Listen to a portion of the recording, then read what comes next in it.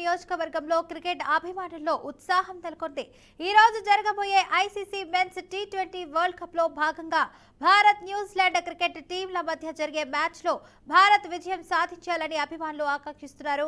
భారత్ ముందుగా బ్యాటింగ్ చేస్తే కనీసం 250 పరుగులు చేయాలని, తర్వాత బౌలింగ్ తో న్యూజిలాండ్ జట్టును కట్టడి చేయాలని ఆశాభావం వ్యక్తం చేస్తున్న అభిమానులతో మా ప్రతినిధి Kiran Kumar face to face. ఉత్కంఠ రేపేటువంటి match New Zealand versus India one day టీ20 మ్యాచ్లకి సంబంధించి మన జిల్లాలో ఉన్నటువంటి, మన రాష్ట్రంలో, దేశంలో ఉన్నటువంటి దగ్గరగా ఒక 50 కోట్ల మంది జనాలు ఉత్కంఠగా ఎదురు చూస్తున్నారు.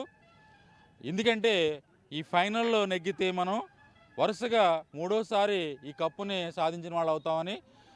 అదేవిధంగా మనకి ఇక్కడ ఈ అంబేద్కర్ కోనసీమ జిల్లాలో ఉన్నటువంటి కొంతమంది క్రికెటర్స్ ఉన్నారు. ఈ క్రికెటర్స్ని వీళ్ళు చాలా ఆరాధిస్తుంటారు కొంతమంది. వాళ్ళని అడిగి కొన్ని విషయాలు మనం తెలుసుకుందాము. తమ్ముడు చెప్పండి, మీ పేరేంటి, మీరు ఇక్కడ క్రికెట్ ఎప్పటి నుంచి ఆడుతున్నారు ఇక్కడ? హాయ్ అండి, నా పేరు రోహిత్. నేను ఐటీ ఎంప్లాయీని. గత 10 ఇయర్స్ నుంచి బాల్యోగ్ ఘాట్లో అమలాపురం మాది. క్రికెట్ ఆడుతూ ఉంటాం. ఏమైనా కూడా ఒక 4:30 అయ్యేటప్పటికి బాల్యగాడికి వచ్చేస్తాం. మాకు రిలీఫ్ ఇదే ఉంటుంది. ఎలాంటి స్ట్రెస్ అన్నా, మా ఫ్రెండ్స్ ఎవరైనా కానీ ఒక 20-30 మంది ఉంటాం. అందరం కూడా స్ట్రెస్ బస్టర్స్ కింద ఫీల్ అయినప్పుడు ఇంకా క్రికెట్ ఆడుకుంటాం సాయంత్రం వచ్చి. We're so exciting to see India as a champions in this రేపు టీ20 మ్యాచ్లో రేపు ఎవరు ఫస్ట్ బ్యాటింగ్ చేస్తే బాగుంటుంది అనుకుంటున్నారు మీరు? యాజ్ యూజువల్ అభిషేక్ శర్మని, సంజు చాటాని ఎక్స్పెక్ట్ చేస్తున్నాం. సంజు చాటా ఎలాగో ప్రూవ్ చేసుకున్నాడు 2 మ్యాచ్ల నుంచి. But this time Abhishek Sharma మనం చూసుకున్నట్టయితే తన కెపాసిటీ ఏంటో మనకు తెలుసు. బట్ గత 2-3 మ్యాచెస్ నుంచి కొంచెం ఫెయిల్ అవ్వడం జరిగింది. So we are expecting from Abhishek Sharma a good start this final. First batting చేయాలనుకుంటున్నారా, ఫీల్డింగ్ చేయాలనుకుంటున్నారా India? As usual last time లాగా టాస్ విన్ అయినా లాస్ అయినా పెద్ద ఇష్యూ కాదు. మనకి మంచి స్కోర్ అనేది బిల్డ్ చేస్తే ఆటోమేటిక్గా చేజింగ్లో ప్రెజర్ని బిల్డ్ చేయొచ్చు. సో యాజ్ యూజువల్గా లాస్ట్ సెమీస్లో లాగే బ్యాటింగ్ చేస్తేనే బాగుంటుందని నా feeling. In case first batting చేస్తే ఎంత స్కోర్ పెడితే వాళ్ళని మనం కట్టడి చేయొచ్చు అనుకుంటారు? యాజ్ లాస్ట్ టైం 250 రన్స్ అనేది ఇచ్చారు. యాజ్ సేమ్ అలాగే మంచి స్కోర్ అనేది డిఫెండబుల్ స్కోర్ ఇస్తే బాగుంటుంది అనేది నా ఫీలింగ్. యాజ్ చాలా మంచి బ్యాటింగ్ లైనప్ ఉంది కాబట్టి 7 వికెట్స్ దాకా హార్దిక్ పాండ్యా చూసుకునేవ్వండి, అక్షర్ పటేల్ వరకు మనకు 7 to 8 వికెట్స్ వరకు మంచి బ్యాటింగ్ లైనప్ ఉంది కాబట్టి 250-200 ఇన్ బిట్వీన్ 200 to 250 మంచి స్కోర్ ఇస్తే మనకి పటిష్టంగా బౌలింగ్ వేయడానికి బాగుంటుంది.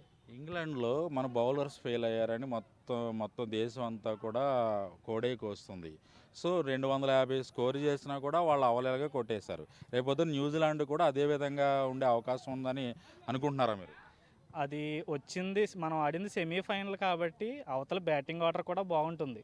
It's not about failing of bowling and everything. వాళ్ళు కూడా మంచి టీం కాబట్టి సెమీఫైనల్ వరకు వచ్చింది. సో ఆబ్వియస్లీ మంచి టఫ్ ఫైటే ఉంటుంది అని ఎక్స్పెక్ట్ చేయొచ్చు. టఫ్ ఫైట్ కూడా ఉంది. సో బౌలర్స్ని మనం ఎప్పుడు తక్కువ అంచనా వేయకూడదు. ఇండియాలో చూసుకున్నట్టయితే హర్షదీప్ సింగ్ చూసుకున్నట్టయితే మంచి స్టార్ట్ ఇస్తున్నాడు every over.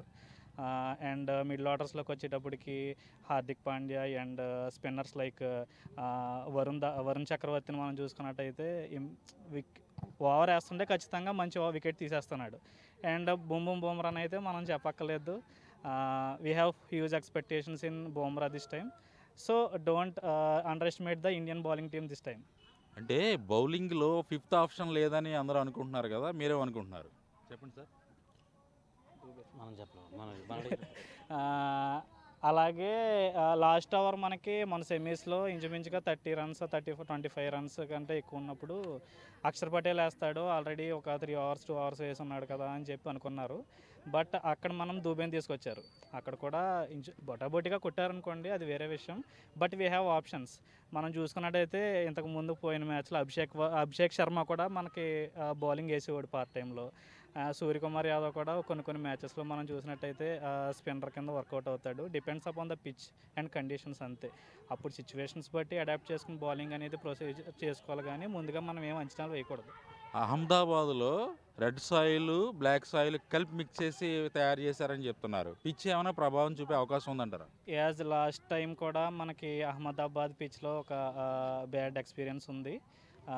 Considering all the situations ఈసారి మంచిగా ప్లాన్ చేసుకునే బరిలోకి దిగుతారు అనుకుంటున్నాను. కంపారిటివ్లీ ఇండియన్స్తో పోల్చుకుంటే డిఫెక్ట్ వచ్చేసి ఫారెన్ ప్లేయర్స్కి ఎక్కువ ఉంటుంది కాబట్టి వీ విల్ టేక్ అడ్వాంటేజ్ అని నాది ఉద్దేశం. అంటే ఓవరాల్గా ఇండియానే నెగ్గుతుందని మీరు ఖచ్చితంగా చెప్పగలుగుతారా? ఖచ్చితంగా అన్డిఫీటబుల్ ఇండియాయే. మనం బ్యాటింగ్ ఆర్డర్ చూసుకున్నా బౌలింగ్ ఆర్డర్ చూసుకున్నా కూడా ఎవరొకరు లైక్ లాస్ట్ మ్యాచ్లో సంజు టాటా నిలబడినట్టు ఎవరు ఒకరు నిలబడినా మంచి స్కోర్ అనేది వచ్చేస్తుంది. బౌలింగ్ సైడ్ కూడా అంతే, మంచి స్కోర్ అనేది ఇస్తే ఆడిబేట్గా తీసుకోవచ్చు. దానికి మీకు ఇండియాకి టీంకి ఒకసారి ఆల్ ది బెస్ట్ చెప్పండి అందరూ కూడా. All the best team India. ఇది ఇక్కడ పరిస్థితి. ఎందుకంటే ఇక్కడ వీళ్ళు కంపల్సరీ బౌలింగ్ తీసుకున్నా బ్యాటింగ్ తీసుకున్నా, ఫస్ట్ బ్యాటింగ్ తీసుకున్నా బౌలింగ్ తీసుకున్నా కూడా ఎట్టి పరిస్థితుల్లోనూ మన ఇండియానే విన్ అవుతుంది అన్నారు. మోర్ దెన్ 250 రన్స్ కొట్టే అవకాశాలు ఉన్నాయన్నారు. అలాగే బుమ్రా కానీ, హర్షదీప్ కానీ, వరుణ్ చక్రవర్తి కానీ వాళ్ళందరూ కూడా ఒక దాంట్లోని మంచి మంచి మంచి పొజిషన్లో ఉన్నారు. వాళ్ళు ఎట్టి పరిస్థితుల్లో ఇండియాని విన్ అవుతుంది అన్నారు. కెమెరామెన్ సూర్యతో కిరణ్ కుమార్, బీఆర్కే న్యూస్, అంబేద్కర్ కోనసీమ జిల్లా.